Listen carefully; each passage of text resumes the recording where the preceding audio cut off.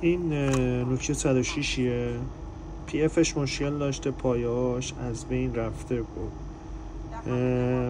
پی افش هم خراب شده. یه پی اف نو براش اوکی کردیم با شانزبندی خودش، اما چون پایه ها قطع شده بود، یعنی این پایه هایی که اینجا میبینید پایه های اصلی رو پیدا کردیم و سیم کشی کردیم و این حوصله و نتیجه کارم بهتون میگم چی شد. اوکی شد و مشکلم حل شد. خدا شکر.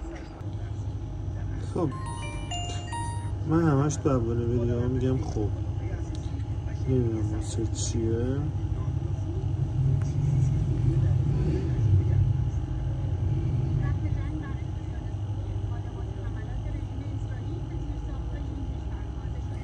نمانته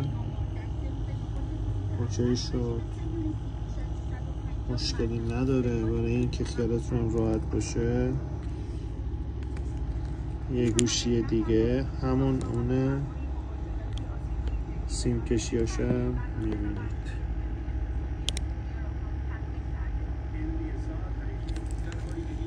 بدشش اونی که میگفت نمیشه.